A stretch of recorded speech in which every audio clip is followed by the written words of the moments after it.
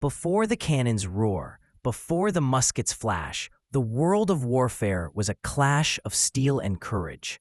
Armies fought with swords, spears, and bows, their power limited by human strength. But in the quiet workshops of ancient China, a secret was being born, a discovery that would soon rewrite the rules of war and carve the path for empires. This is the story of gunpowder. Our journey begins in the 9th century with Taoist alchemists of the Tang dynasty. They were not seeking a weapon, but an elixir of immortality, a mystical cure for mortality itself. In their quest, they mixed various minerals and chemicals, and among them were 3 seemingly simple components: saltpeter, sulfur, and charcoal. They discovered that when combined and heated, certain mixtures would fly and dance violently.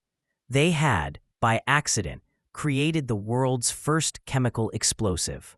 The secret to this potent blend lay in its chemistry. The saltpeter, or potassium nitrate, was the oxidizer, releasing oxygen in a flash. The charcoal and sulfur were the fuel, burning almost instantaneously. The early alchemists had stumbled upon this reaction, but it would take centuries of trial and error to perfect the recipe. By the 11th century, a Chinese military manual called the Wujing Zongyao recorded the first workable gunpowder formula. A few hundred years later, Middle Eastern scientists refined the proportions even further, reaching a mixture that was roughly 75% saltpeter, a formula astonishingly close to the modern ideal for maximum explosive force. A final breakthrough came in Europe, where a process called corning was invented. By adding liquid to the powder and pressing it into cakes, they created a more powerful, stable, and reliable explosive. Though the discovery was a Chinese one, its military applications were not immediately apparent.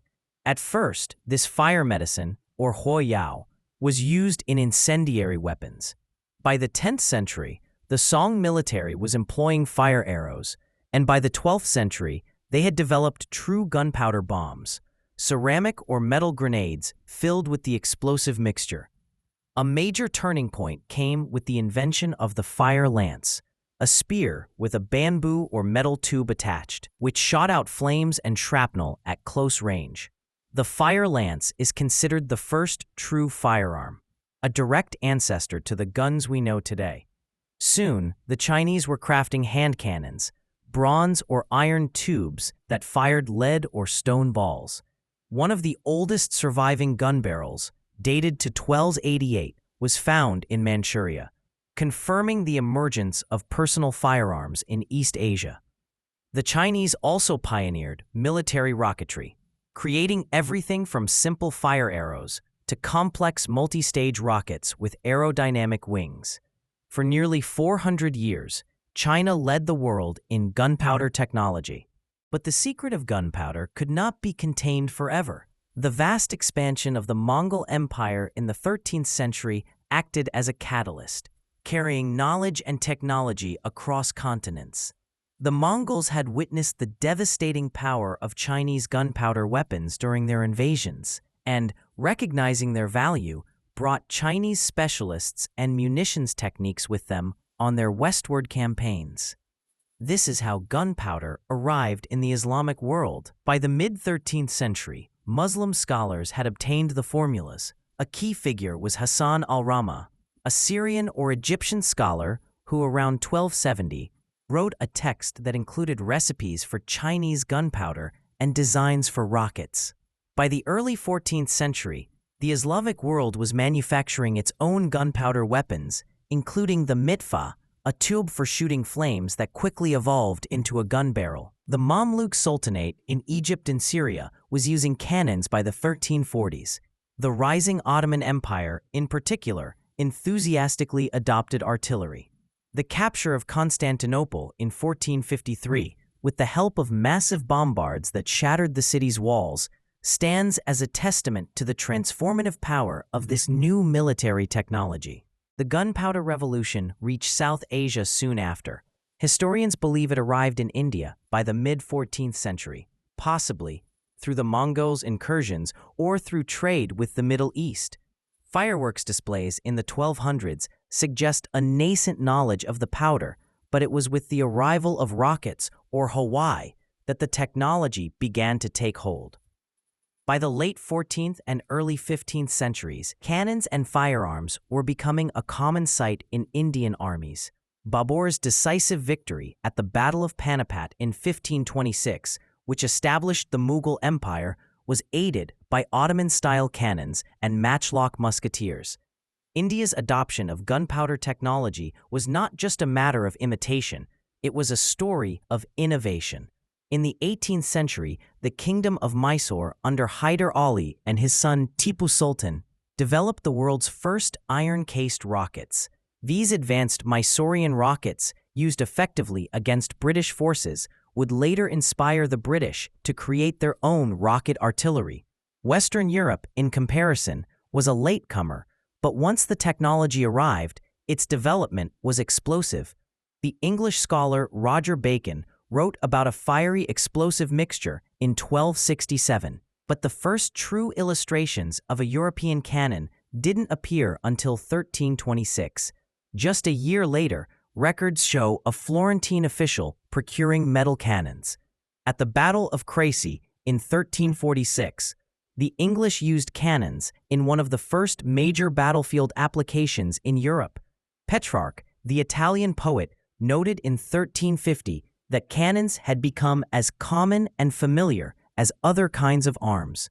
Within just 3 decades, gunpowder artillery had spread across the continent. Europeans rapidly pushed the technology in new directions. They created enormous siege cannons, like the famous Mons Meg in Scotland, capable of firing stone balls weighing hundreds of pounds. But the most significant development came with the perfection of personal firearms. The early handguns evolved into the matchlock musket, with a trigger mechanism to apply a lit fuse. This was a game changer. An ordinary foot soldier with a musket could now pose a significant threat to a heavily armored knight. Later, the invention of the flintlock in the 17th century made firearms more reliable and easier to use, eliminating the need for a lit fuse. By the 17th century, massed ranks of infantry armed with flintlock muskets and supported by field artillery had become the dominant force on European battlefields. Across the globe, gunpowder's influence manifested in several key weapon types. Bombs and grenades, from the early Chinese thunderclap bomb to sophisticated hand grenades, provided a way to deliver explosive force by hand or catapult. Cannons and artillery evolved from small, short-range weapons into massive siege engines capable of shattering stone walls, and later into mobile field guns that reshaped battlefield tactics. Firearms, from the crude fire lance to the refined flintlock musket, put explosive power in the hands of individual soldiers, fundamentally altering the role of the infantryman.